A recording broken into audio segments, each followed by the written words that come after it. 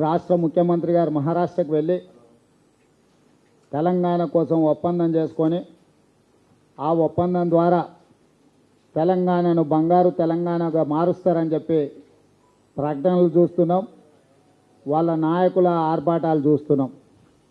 అయితే ఈనాడు గోదావరి జలాల మీద తెలంగాణ ప్రాంతానికి ఉన్న హక్కులకు సంబంధించి గతంలో చేపట్టిన ప్రాణహిత చేవెళ్ల ప్రాజెక్టు నిర్మాణం, ఆ నిర్మాణంలో పెట్టిన ఖర్చులు, ఈనాడు తెలంగాణ రాష్ట్రం వచ్చిన తర్వాత కేసీఆర్ గారు ముఖ్యమంత్రి అయింది ప్రాజెక్టుల రీడిజైనింగ్ పేరు మీద గతంలో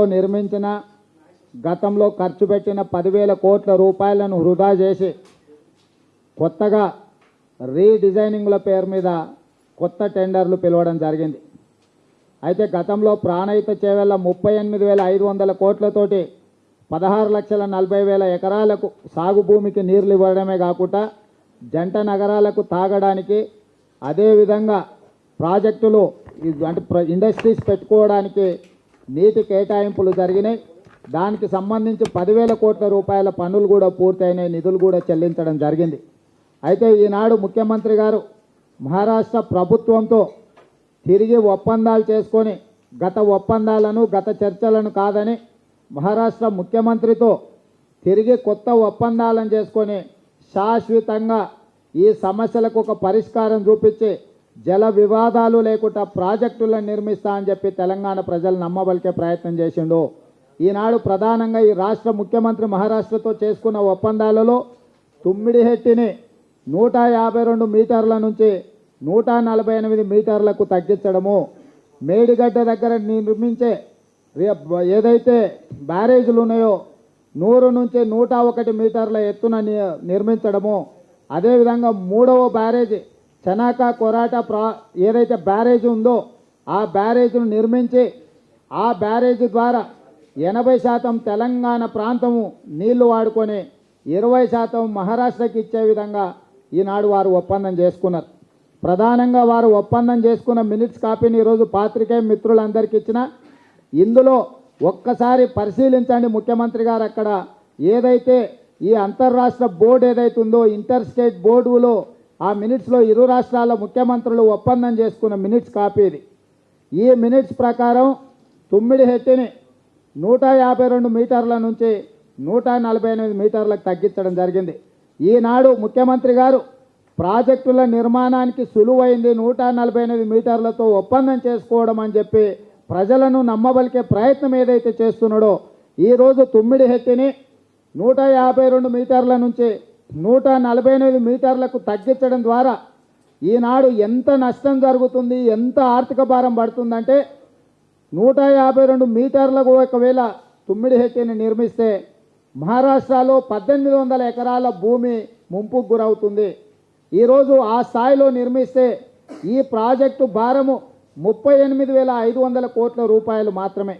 ఈనాడు దాన్ని 148 మీటర్లకు తగ్గించడం వల్ల 85,000 కోట్ల రూపాయలకు ప్రాజెక్టు భారం పెరిగింది. అంటే ఈ రాష్ట్ర ముఖ్యమంత్రి గారు 152 మీటర్ల నుంచి 148 మీటర్లకు తగ్గించడం వల్ల తెలంగాణ ప్రజల మీద 50,000 కోట్ల రూపాయల ఆర్థిక భారం పడ్డది. అంటే ఈరోజు ముఖ్యమంత్రి గారు మహారాష్ట్ర ప్రభుత్వంతో మనం సమస్య పరిష్కరించుకున్నామని ఈరోజు ముఖ్యమంత్రి గారు చెప్తున్నారు. గతంలో ఫడ్నవీస్ గారు ప్రతిపక్షంలో ఉన్నప్పుడు 152 మీటర్ల ఎత్తుతో నిర్మిస్తే మహారాష్ట్రలో 1800 ఎకరాల భూమి ముంపు గురవుతున్నది. కాబట్టి ఆనాటి కాంగ్రెస్ ప్రభుత్వం మీద మహారాష్ట్ర భూమి అసలు ముంపుకు ఒప్పుకునేది లేదని చెప్పి ఆనాడు ఆయన అక్కడ వాళ్ళ పార్టీ తరఫున పోరాటం చేయడం జరిగింది. ఇవాళ ఫడ్నవీస్ గారి పంతాన్ని నెగ్గించుకోవడానికి మన రాష్ట్ర ప్రభుత్వం తెలంగాణ ప్రజలకు ఉన్న హక్కును తాకట్టు పెట్టడం వల్ల 50,000 కోట్ల రూపాయల అదనపు భారం పడ్డది. ఇంకొక మాట ముఖ్యమంత్రి గారు చెప్తున్నారు, తుమ్మిడిహెట్టి దగ్గర నీటి లభ్యత తక్కువ ఉన్నదని సాంకేతిక నిపుణులు చెప్పిండ్రని. అవును, నిజం. 160 టీఎంసీలు అక్కడి నుంచే సేకరిస్తామంటే ఆనాడు సిడబ్ల్యూసి వాళ్ళు చెప్పింది ఏంటంటే 160 టీఎంసీల నీటి లభ్యత ఇక్కడ లేదు, 120 టీఎంసీల నీటి లభ్యత ఉన్నది. 120 టీఎంసీలకు సంబంధించిన ప్రాజెక్టులు నిర్మించుకొని మీరు ఇక్కడి నుంచి నీళ్లు తీసుకుంటే కాలువల ద్వారా దాదాపుగా 12 లక్షల ఎకరాలకు ఒక్క టీఎంసీకి 10,000 ఎకరాలు లెక్క పెట్టుకున్నా కూడా 12 లక్షల ఎకరాలకు కాలువల ద్వారా నీళ్ళు ఇచ్చే అవకాశం ఉండే. ఈనాడు ఈ ముఖ్యమంత్రి గారు దాన్ని 4-5 టీఎంసీలకు దక్కించి ఒక ఆదిలాబాద్కే పరిమితం చేయడం వల్ల తెలంగాణ ప్రజల నెత్తి మీద ఈరోజు 50,000 కోట్ల రూపాయల అదనపు భారం పడ్డది. ఈనాడు వైఎస్ ఆత్మ బేతాళ మాంత్రికుడు కంపెనీకి కాంట్రాక్టులు కట్టబెట్టడానికి ఈరోజు ఈ మహా దగా ఒప్పందాన్ని చేసుకున్నాడు ఈ రాష్ట్ర ముఖ్యమంత్రి గారు. ఈరోజు వారి ధనదాహం తీర్చుకోవడానికి అవినీతికి పాల్పడడానికి కేబీపీ గారి సంబంధించిన బినామీ కంపెనీకి టెండర్లు ఇవ్వడానికి ఈరోజు మేడిగడ్డ దగ్గర రిజర్వాయర్లను నిర్మిస్తాము, బ్యారేజ్లను నిర్మిస్తామని రాష్ట్ర ప్రభుత్వం ముందుకు వస్తుంది. పైన ఉన్న తుమ్మిడేటి దగ్గర బ్యారేజ్ను కట్టి నీళ్లు కాలువల ద్వారా తెచ్చుకోవాల్సింది కింద ఎక్కడో మేడిగడ్డ దగ్గర కట్టి మళ్ళీ పైకి నీళ్లు ఎత్తుతున్నారు. ఈనాడు ఎత్తిపోతల పథకాల ముసుగులో 50,000 కోట్ల రూపాయల దోపిడీకి రాష్ట్ర ప్రభుత్వం పాల్పడుతున్నది. మేడిగడ్డ దగ్గర నిర్మించిన ప్రాజెక్టుల వల్ల ఈరోజు మహారాష్ట్రలో 3,000 ఎకరాల భూమి ముంపు గురవుతున్నది. ఈనాడు ప్రాథమికంగా అందుతున్న సమాచారం మేరకు మేడిగడ్డ దగ్గర బ్యారేజ్ నిర్మిస్తే కూడా మహారాష్ట్రలో 3,000 ఎకరాల భూమి ముంపు గురవుతున్నది.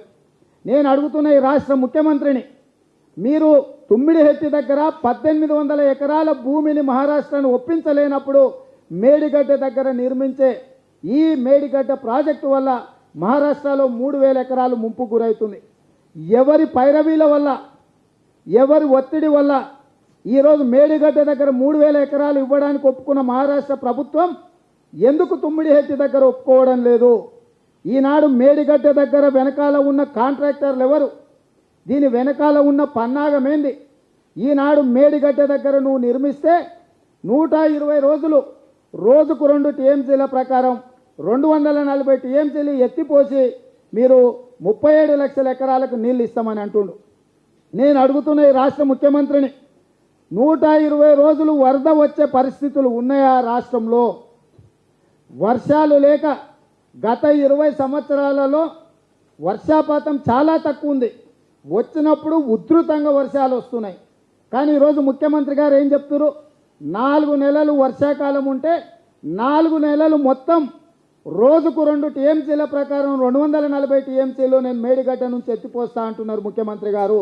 నేను అడుగుతున్న ఈ రాష్ట్ర ముఖ్యమంత్రిని, మీరు మేడిగడ్డ దగ్గర నుంచి 120 రోజులు ఏ విధంగా ఎత్తిపోస్తారు? ఒకవేళ అది నిజమే అయితే, మీరు చెప్పింది నిజమే అయితే మేడిగడ్డ దగ్గర నుంచి 120 రోజులు మీరు నీళ్లు ఎత్తిపోసుకునే అవకాశమే ఉంటే, గతంలో రంగారెడ్డి జిల్లాలో దాదాపుగా 3.5 లక్షల ఎకరాలకు ప్రాణహిత చేవెళ్ల మీద డిజైన్ ఉండే. ఈనాడు 1,400 టీఎంసీలు సముద్రంలో ఇప్పటికే కలిసిపోయినాయి. ప్రాజెక్టులు నిర్మించి ఉంటే ఈ 1,400 టీఎంసీలతోని తెలంగాణను సస్యశ్యామలం చేస్తుంటామని రాష్ట్ర ముఖ్యమంత్రి గారే చెప్పాను. ఒకవేళ ఈ రాష్ట్ర ముఖ్యమంత్రి గారు చెప్పిందే వాస్తవం అయితే, ఈ రాష్ట్ర ముఖ్యమంత్రి గారు మాట్లాడిందే నిజమే అయితే, ఈనాడు మీరు ఎందుకు రంగారెడ్డి జిల్లాను మొత్తాన్ని ఈరోజు మీరు ప్రాజెక్టుల నుంచి తొలగించారు? ఎందుకు చేవెళ్ల ప్రాంతాన్ని మీరు ఎడారిగా మారుస్తున్నారు? చేవెళ్ల ప్రాంతంలో మీరు ఇప్పటికీ 2,000 కోట్ల పైన 3,000 కోట్ల రూపాయలు నిర్మాణానికి ఖర్చు పెట్టినరు. ఆ వాటిని మొత్తం వృధా చేసి ఈరోజు చేవెళ్ల ప్రాంతాన్ని ఈరోజు ప్రాణహిత నుంచి మీరు తొలగించారు. నేను అడుగుతున్న ఈ రాష్ట్ర ముఖ్యమంత్రిని, రంగారెడ్డి జిల్లా తెలంగాణలో లేదా? మీరు సముద్రంలోకి వెళ్తున్న 1,400 టీఎంసీల నుంచి రంగారెడ్డి జిల్లాకు 100 టీఎంసీల నీళ్ళు ఒకవేళ మీరు ఇస్తే, ఈనాడు నా కొడంగల్ నియోజకవర్గానికి నీళ్లు అక్కడి వరకు నీళ్ళు ఇవ్వడానికి అవకాశం ఉండే. 100 టీఎంసీల నీళ్లు రంగారెడ్డి, మహబూబ్ నగర్ ఏదైతే కొన్ని ప్రాంతాలకు మీరు గోదావరి జలాల నుంచి ఇస్తే 10 లక్షల ఎకరాల ఆయకట్టుకు నీళ్ళు ఇవ్వడానికి అవకాశం ఉండే. నిజంగానే నీటి లభ్యత మీరు చెప్పినట్టే ఉంటే రంగారెడ్డి జిల్లా, మహబూబ్ నగర్ కూడా మీరు గోదావరి జలాలను తరలించడానికి అవకాశం ఉంది.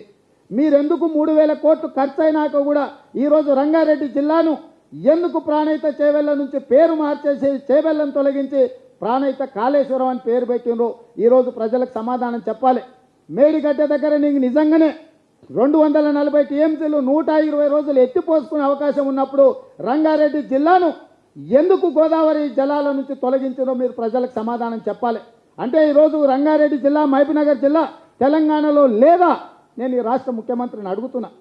ఇవాళ 1400 టీఎంసీలు ఇప్పటికే సముద్రంలోకి పోయి ఉంటే సముద్రంలోకి పోయే నీళ్లు ఎందుకు మీరు రంగారెడ్డి జిల్లా, మహబూబ్నగర్లో కొడంగల్, నారాయణపేట ప్రాంతానికి ఎందుకు తరలిస్తలేరు?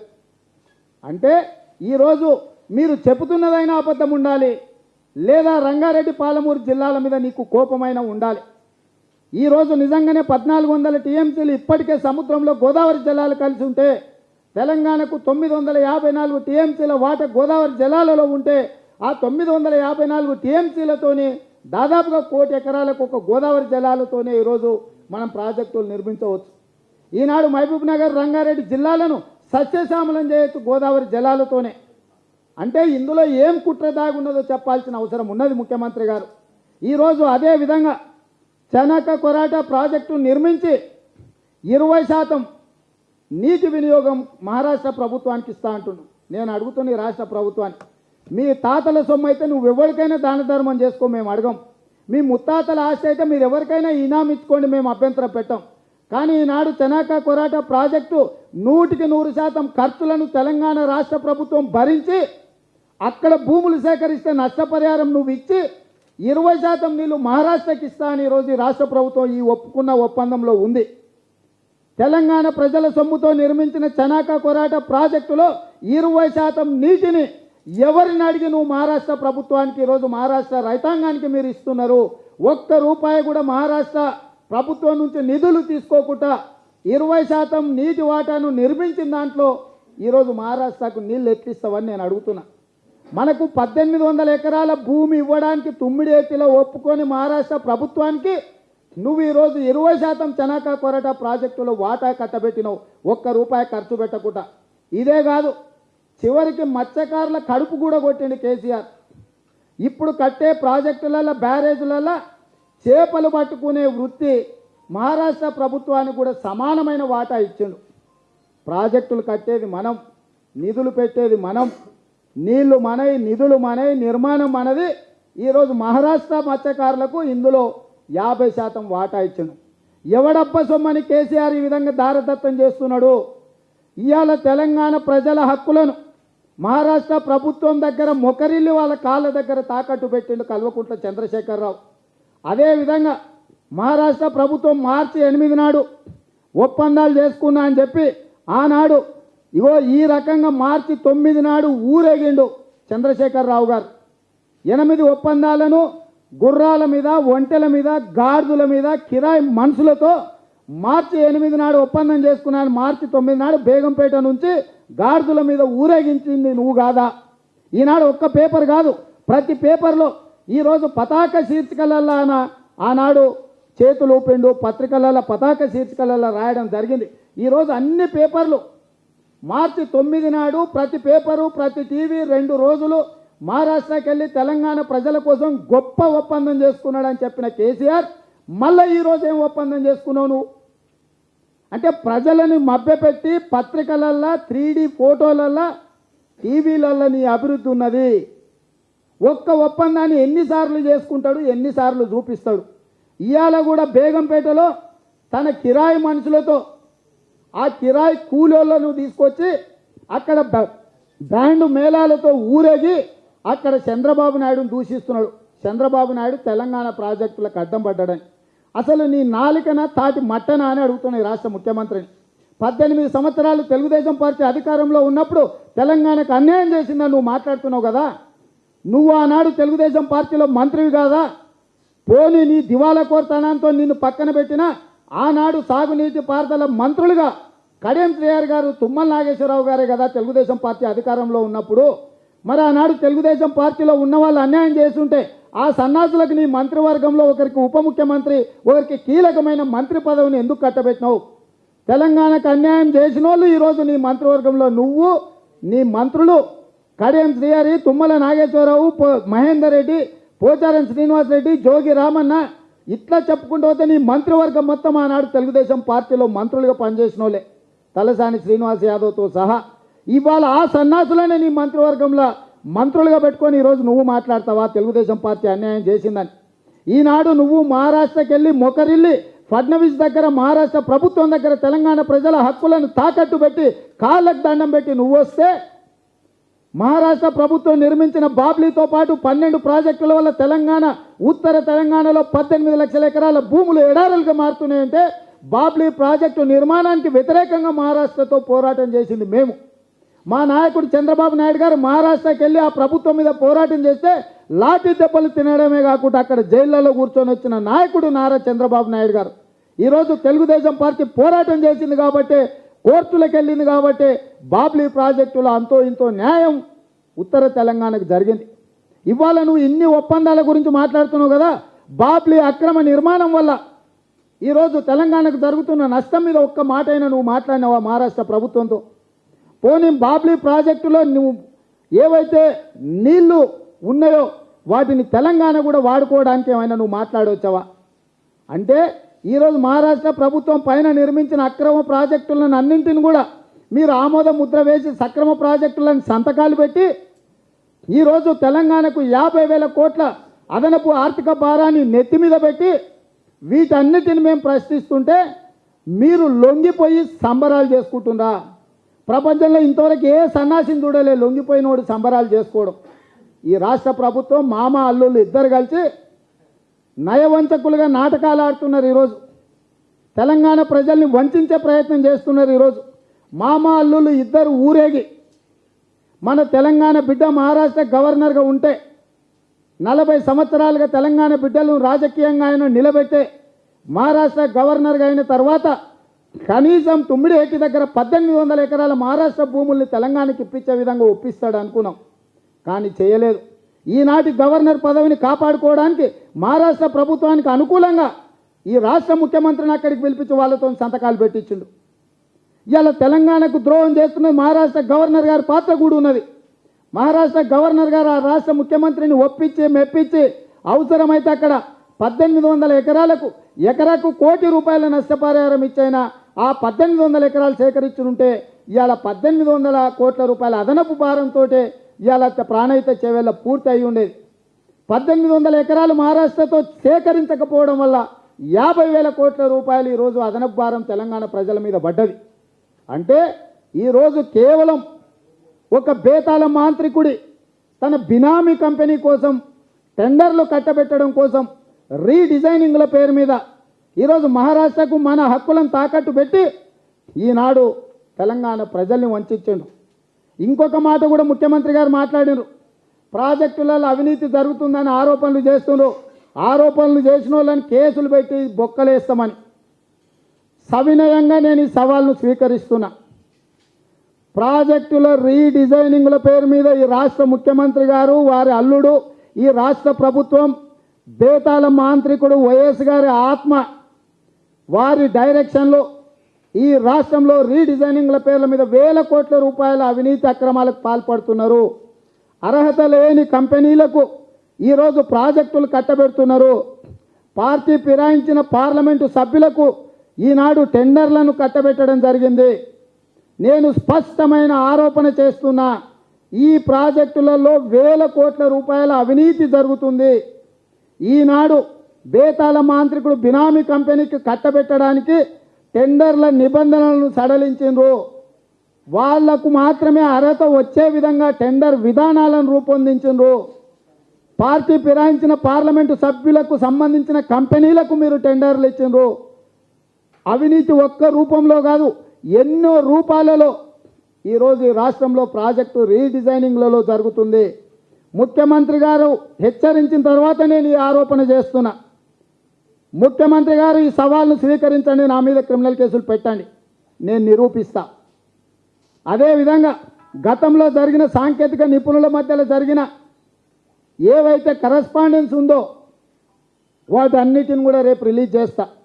ఎక్కడన్నా అసలు ఒప్పందాలు జరిగినాయా, సాంకేతిక నిపుణులు ఎప్పుడైనా కూర్చొని మాట్లాడినరా, మాట్లాడితే వాటిని బయట పెట్టండి, నేను ఉన్న పలంగా రాజీనామా చేస్తాను ముఖ్యమంత్రి గారు అన్నారు. ఆ సవాల్ను కూడా నేను స్వీకరిస్తున్నా.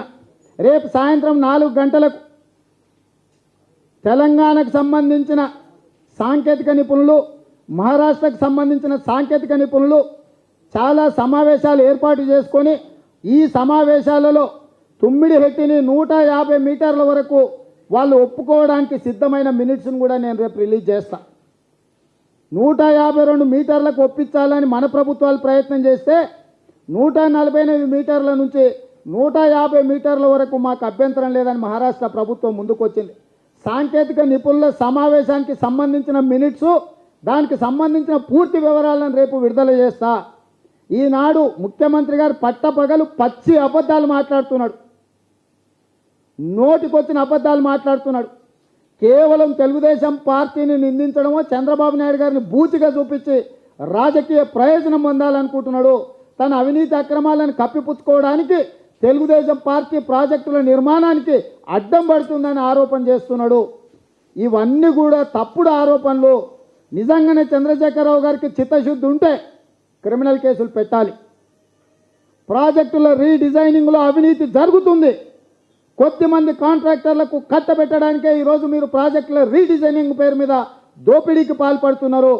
దానికి ఉదాహరణగా మీరు ముఖ్యమంత్రి అయిన తర్వాత రీడిజైనింగ్ల కోసం వందల రోజులు 1000 గంటలు నిద్రపోకుండా మీరు అహోరాత్రులు శ్రమించి నిర్ణయాలు తీసుకున్నారు. గజ్వేల్ నియోజకవర్గంలో పాములపర్తి రిజర్వాయర్ను 1.5 టీఎంసీ నుంచి 21 టీఎంసీలకు పెంచి 3000 కోట్లతోని మీరు ఆ పాత కంపెనీకే టెండర్లు కట్టబెట్టడం జరిగింది. మీరు ముఖ్యమంత్రి అయిన తర్వాత రీడిజైనింగులు చేసి మీరు మొత్తం ప్రపంచంలో ఎక్కడ లేని మేధావితనాన్ని రంగరించి మీరు పాములపర్తిని 21 టీఎంసీలకు రిజర్వాయర్ కట్టాలని మీరు జీవోలు ఇచ్చిండ్రు కదా. ఎందుకు ఇప్పుడు దాన్ని 7 టీఎంసీలకు తగ్గించడానికి మీరు ప్రయత్నం చేస్తున్నారు? పాములపర్తి రిజర్వాయర్లో నీ బంధువుల భూములు ఎవరెవరి పోతున్నావో వివరాలు నేను బయట పెడతా. నీ సంబంధికులు, నీ బంధువుల కోసం 21 టీఎంసీలకు రీడిజైనింగ్లో మీరే జీవోలు ఇచ్చి ఇవాళ జీవోను వెనక్కి తీసుకొని 7 టీఎంసీలకు ఎందుకోసం తగ్గిస్తున్నారు? ఆ కాంట్రాక్టర్తో లావాదేవీలలో వచ్చిన తేడాలా, దాని కింద ముంపుకు గురయ్యే నీ బంధువుల భూముల, వీటికి సంబంధించిన వివరాలు కూడా నేను బయట పెడతా. ఈ సవాల్ను కూడా స్వీకరించాలి. మీరు ఆల్రెడీ జీవో ఇచ్చి పనులు ప్రారంభించమన్న పాములపర్తి రిజర్వాయర్లో భూసేకరణ ఎందుకు చేస్తలేరు? ఈరోజు ఎందుకు ఆ భూములను మీరు తీసుకుంటలేరు? ఎందుకు 123వ జీవో ప్రకారం 21 టీఎంసీలు నిర్మించడానికి మీరు ఇచ్చిన జీవో మీరు కాంట్రాక్టర్కి అప్పచెప్పిన పనులను ఎందుకు ప్రారంభిస్తలేరు? డిపిఆర్ఏ లేకుండా, టెండర్లే పిలవకుండా మల్లన్న సాగర్లో 50 టీఎంసీలకు పెంచినామని చెప్పి ఆ భూములను ఎందుకు సేకరిస్తున్నారు? ఎందుకు వాళ్ళ మీద పోలీసుల చేత దాడులు చేస్తున్నారు? ఇక్కడనే మీ పన్నాగం బయటపడుతున్నాయి. ఈనాడు మేము చర్చకు సిద్ధంగా ఉన్నాం, ఆరోపణలు నిరూపించడానికి సిద్ధంగా ఉన్నాం. ఈ సవాల్ని ముఖ్యమంత్రి గారు, రాష్ట్ర ప్రభుత్వం స్వీకరించాలి. ఏదో మాటలు చెప్పేసి కిరాయి మనుషులను తీసుకొచ్చి బ్యాండ్ మేళాలతో ఊరేగి తప్పెట్లు తాళాలతో మీరు జబ్బలు జరుచుకుంటే కుదరదు. లొంగిపోయి సంబరాలు చేసుకునే మీలాంటి వాళ్ళ వల్లనే సమైక్యవాదులు చేసిన నష్టానికంటే మీరు ఎక్కువ నష్టం చేశారు. సమైక్యవాదులు కూడా తెలంగాణకింత నష్టం చేయడానికి వెనక్కి తగ్గినరు, జంకినరు అన్నాడు. సమైక్యవాదుల కంటే కూడా ఈ రాష్ట్ర ముఖ్యమంత్రి ఒప్పందం వల్ల తీరని నష్టం తెలంగాణకు జరుగుతుంది.